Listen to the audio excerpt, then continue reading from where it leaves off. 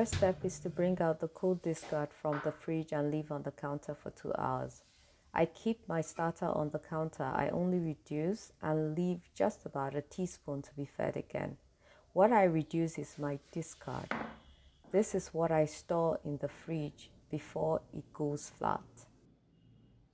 I notice when the discard is at room temperature, it increases in volume, a sign it is active and proving. This also gives me an exact level when measuring with cups.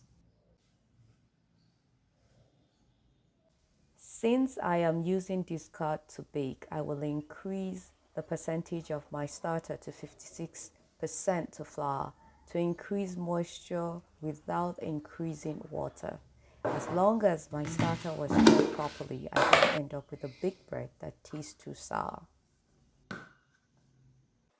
When measuring the ingredients, I level out the cups and spoons. This recipe is tripled.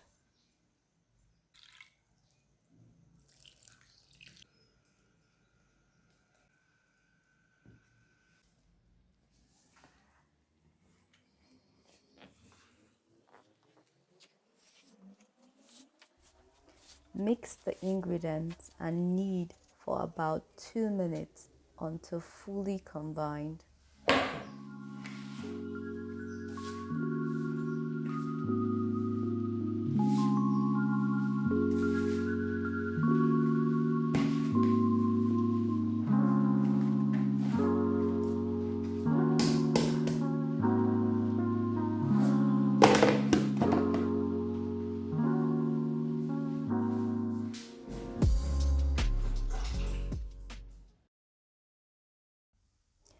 After mixing, I'll allow the dough to rest for 30 minutes.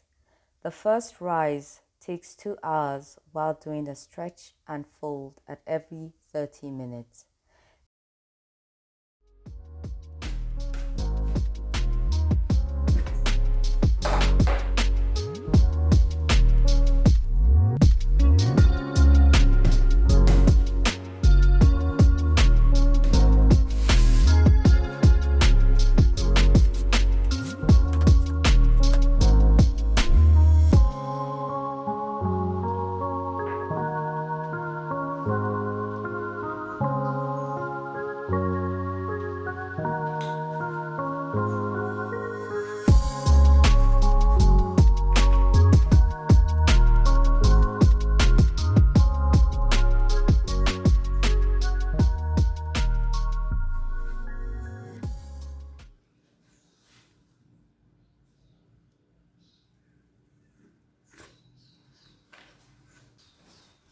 I love how practical baking can be, using my hands to put together a beautiful thing.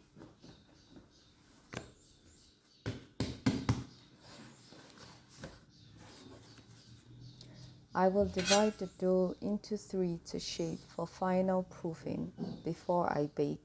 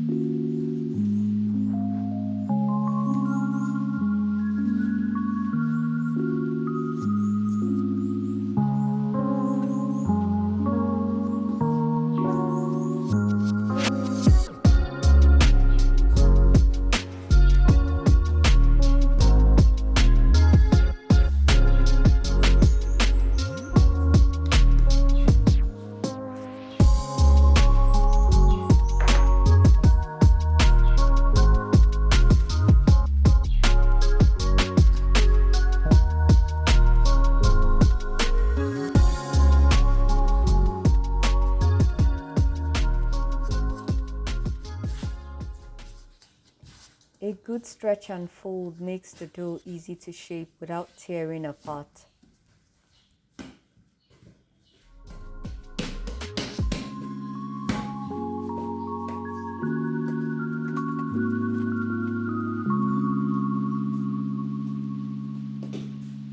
After shaping, I will leave on the counter for the final proof, which takes an hour depending on the weather. This is just perfect for baking. Puffy that gives a bounce back. I always go for a simple score most of the time.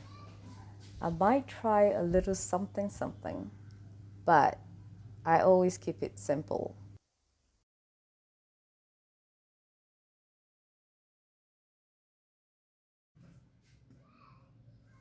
This is the hardest part, in my humble opinion, allowing the bread to completely cool down. But this keeps the moisture locked in and it doesn't dry out.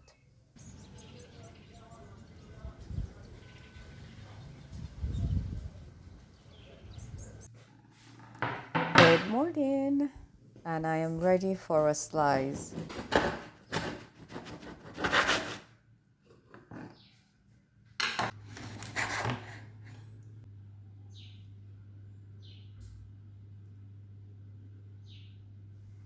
I baked this yesterday, but see how soft and yummy it is. When there is bread, a call for a toast is made.